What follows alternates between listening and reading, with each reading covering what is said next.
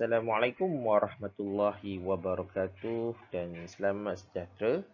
So, hari ini kita akan bincang tentang buruj yang mana terpapar di skrin kamu, kaitan tentang buruj.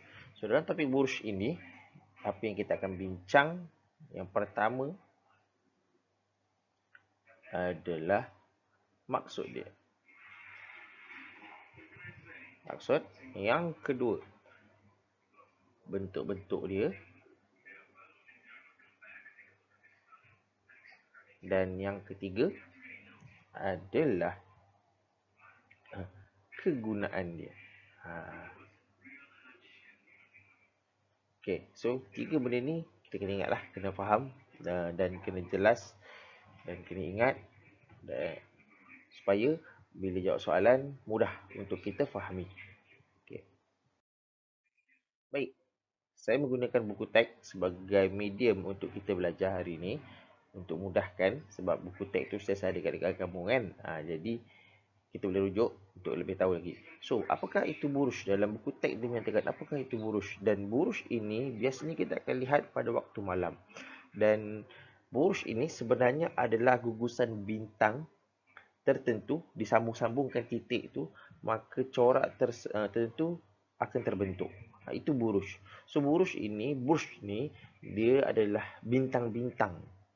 Itu maksud dia, bintang-bintang. Dan dia hanya berlaku pada waktu malam. Kalau lihat di langit, kena pastikan dia kawasan yang orang kata apa, yang gelap. Kawasan suasana tu sangat gelap. So bila suasana sangat gelap, kita akan nampak kelipan-kelipan bintang itu di angkasa. So dia berkelip-kelip. So dia di angkasa kita akan baru nampak dia.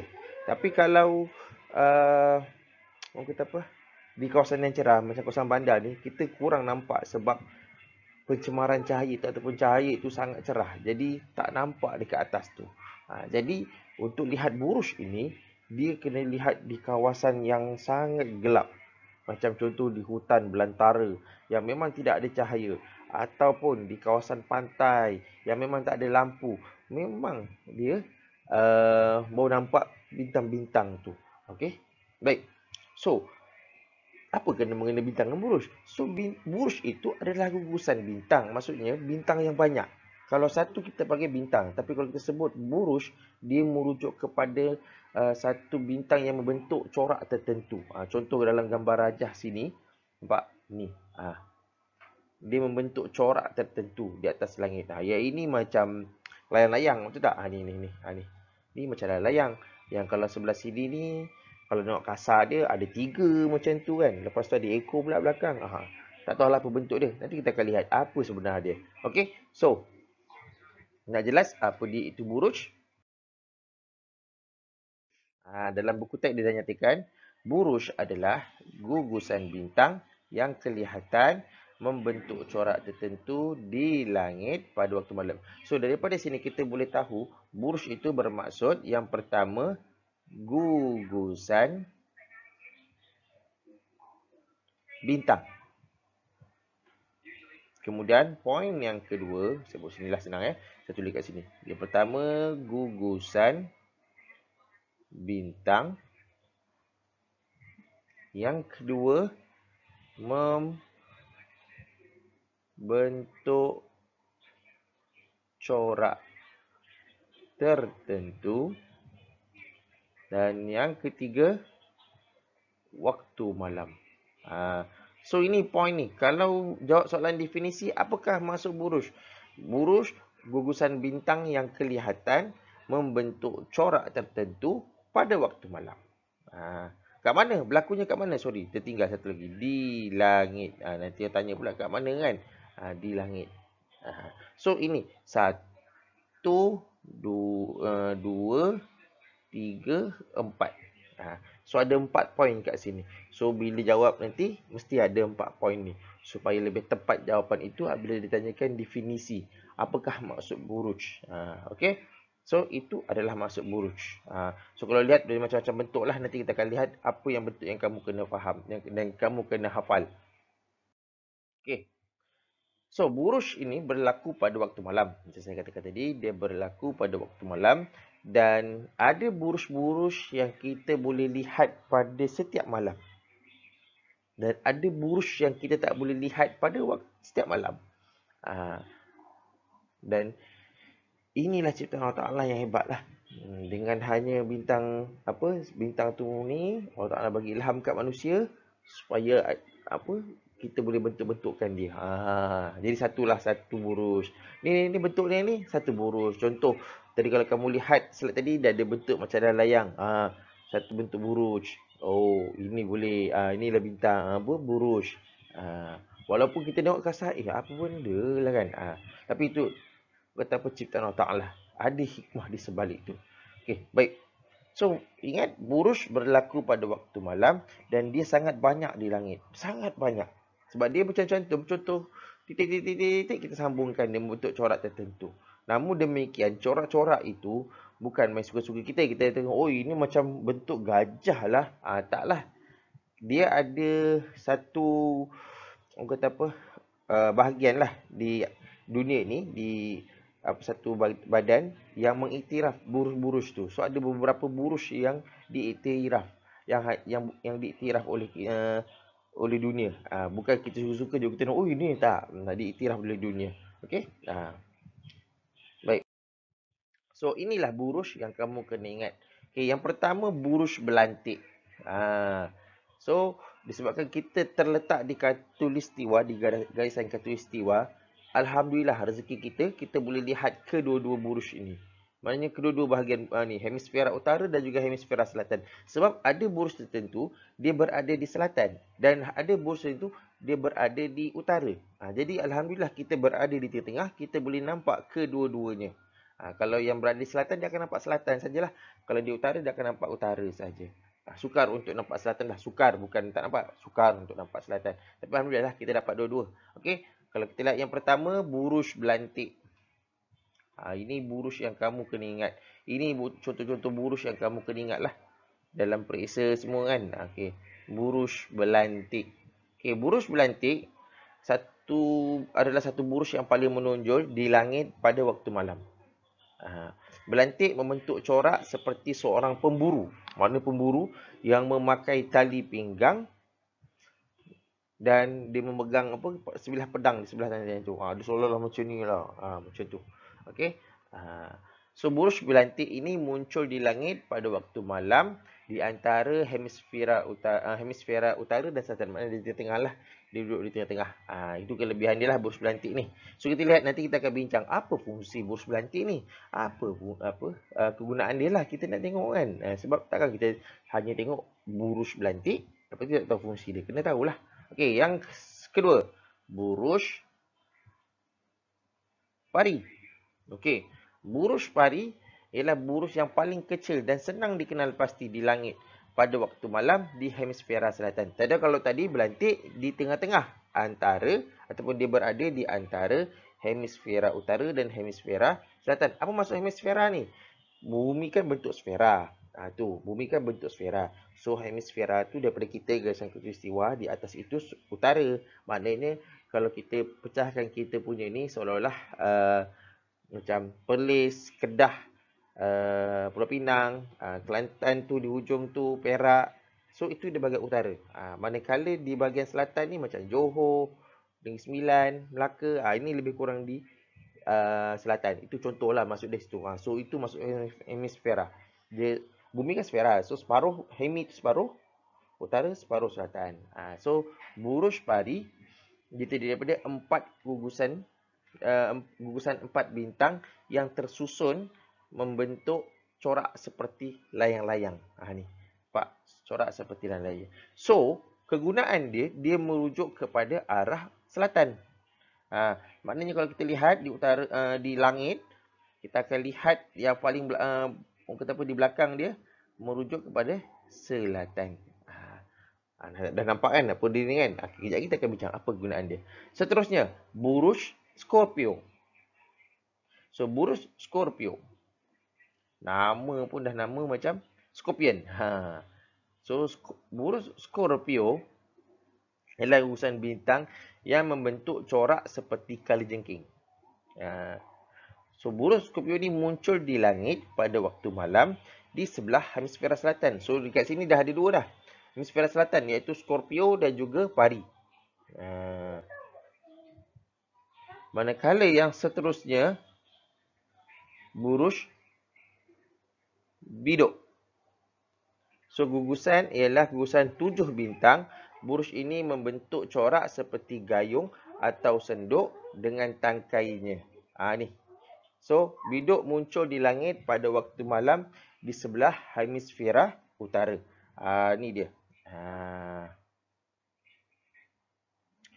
So, burung biduk ni, dia adalah sebahagian daripada biduk yang disebut Ursa Major, iaitu seekor beruang. Ni kalau lihat gambar rajah ni, seekor beruang. So, dia sebahagian saja kat situ. So, fungsi dia, biduk ni adalah untuk merujuk ke arah utara. So, ingat, tadi kita dah bincang burung pari dengan Scorpio selatan, burung biduk utara, burung belantik di antara hemisfera utara dan juga selatan. So, dekat situ saya dah bagi dah point dah. Okey, baik.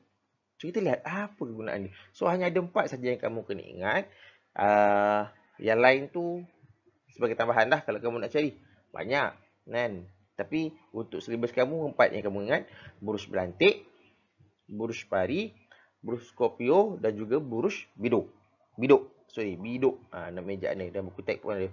Burung biduk. Manakala Ursa Major itu burung biduk itu adalah sebahagian daripada Ursa Major. Sebab saya takut nanti dalam periksa dia tanya, okey, apakah burung yang kamu kena ni yang menunjuk ke arah utara? Sudah bagi tunjuk semua kan. Okey, baik. So, ingat, daripada 4 yang kita belajar tadi, yang kita tahu tadi, burung pari merujuk kepada arah selatan, manakala burung biduk ke arah utara. So, kita akan lihat apa fungsi dia pula. Okey. So, kegunaan burung ini sebenarnya dia tak banyak. Kalau lihat dia lebih kepada yang pertama perjalanan. Yang pertama petunjuk arah. Petunjuk arah. Yang pertama fungsi dia adalah petunjuk arah. Sama ada perjalanan ataupun pelayaran. Perjalanan ini kalau kita jalan di satu, orang kata apa, di hutan, kita masuk tersesat di hutan, kompas tak ada, apa tak ada.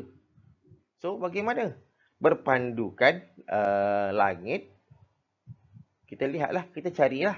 So, ingat balik tadi, hanya ada 2 tadi yang kita lihat. Yang pertama, burung pari. So, burung pari merujuk kepada, fungsi dia menunjuk arah kepada selatan. Manakala burung biduk pula, dia menunjuk arah kepada utara. So, kita nampak, atas. Itu burung biduk tu. So, kita tengoklah arah dia kat mana. Tempat arah dia. So, ingat balik. Dia bukan dekat ujung. Dia dekat mangkuk dia tu. Arah situ. Kan, katakanlah kalau burung biduk, kita buat katakanlah ni. Saya pun ni. Okey. Contohlah kan. So, kat sini. Ni. Ni utaranya. Arah dia. Kalau pari pula, dia mesti kat sini. Bawah. Ni kat bawah. Yang panjang tu. Yang kalau utara, kalau biduk, dia kat sini, mesti kat sini. Ni. Okey. Kalau pari kat sini. So, ini sebagai satu pertama, petunjuk arah. Yang kedua, ialah dulu mana ada jam. Kan? Orang dulu kala mana ada jam lagi. Jam tu pun berapa je pun, jam digital semua tu. So, apa kegunaan dia? Macam mana nak tahu masa-masa dia? So, burung ini menjadi satu tanda masa. Okey. Sebab itu, kalau mungkin kita pernah dengar zodiak kan, yang horoskop, Pisces, Leo semua tu kan, kalau lihat ada masa-masa. Yes, memang ada dalam tu, memang ada. Tapi ialah kita tak perlulah kamu faham sebagai mempercayai dia boleh mengubah diri tu. Tu tak boleh, tu dah jatuh pada syirik lah. Sebagai orang Islam, syirik lah benda tu. Cuma kegunaan dia dahulu, pada zaman dahulu, memang ada kegunaan dia masa, dijadikan masa. Okey, ni masa ni. Sebab itu kalau lihat ada masa-masa tertentu. Okey, contoh kalau kau lihat dalam buku teks kamu ini, ni dia kata apa? Tengok buruj biduk sudah muncul. Oh, kita boleh menanam dalam masa lebih kurang 2 bulan lagi apabila masuk musim bunga nanti. Buruj Scorpio pula akan muncul di langit apabila tiba musim menuai nanti. Nampak? So, dia sebagai panduan. Oh, ini biduk, buruj biduk dah keluar. So, nanti buruj Scorpio akan ni. Nampak dekat sini pun dah nampak dah jawapan ni kan. So buruj biduk ni ada 2 fungsi. Buruj biduk ni ada fungsi. Yang pertama, petunjuk arah. Yang kedua, petunjuk musim. Buruj biduk. Manakala buruj pari hanya petunjuk arah dan buruj Scorpio juga hanya petunjuk musim. So, ingat kegunaan buruj hanya ada 2, iaitu yang pertama, petunjuk arah. Yang kedua, petunjuk musim. Iaitu sama ada menanam ataupun menuai. Dia boleh meramal lah, merancang masa yang sesuai untuk menanam dan menuai. So, itu fungsi dia. So, selain itu juga, kalau tanya apa fungsi belantik? Okey, kalau fungsi belantik ini mungkin sama juga sebenarnya, dia petunjuk arah juga. Dia boleh jadi petunjuk arah. Okey. Dan untuk makluman sebagai orang Islam, kalau kamu lihat di tengah-tengah tu ada 3 titik yang rapat. Dia lebih kurang rapat lah. Okey. So, 3 titik itu adalah sebagai panduan kita untuk arah solat. Arah nak solat kat mana. Cuma ini hanya di rantau Asia Tenggara. Kalau tempat lain mungkin taklah. Di rantau Asia Tenggara kita boleh jadikan dia panduan sebagai arah kiblat kita. Okey. Banyak lagi lah buruj. So boleh cari sebenarnya. Nak cari kegunaan buruj ni boleh tambahan lagi.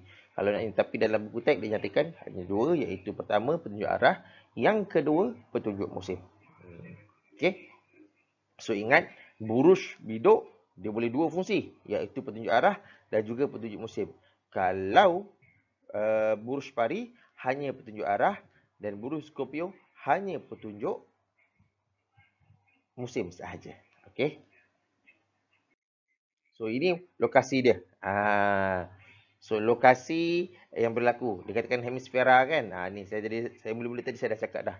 So buruj biduk berada di utara, belantik juga berada di utara ataupun di tengah, di antara, dia dekat tengah-tengah. So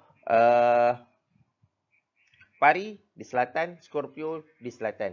So yang menjadikan 2 fungsi, biduk dan juga Scorpio. Pari tunjuk arah, belantik dia lebih kepada kata apa, sebenarnya belantik ni lebih banyak kepada arah dan juga masa sebenarnya. Tapi tak apa, iaitu kamu tak perlu ni. Sebab dalam buku teks pun tak dinyatakan lebih jelas tentang belantik. Tapi fungsi sebenarnya dia pun boleh jadi masa dan dia juga boleh jadi tunjuk arah. Tapi tak apa, tak ada masalah. Kamu ingat apa yang dalam buku teks saja, iaitu 2, Scorpio dan biduk dia boleh dua-dua fungsi. Biduk dia boleh dua-dua fungsi, iaitu petunjuk musim dan juga petunjuk arah. Manakala Scorpio satu saja, iaitu petunjuk musim di hemisfera utara. Okey, baik. Jelas ya?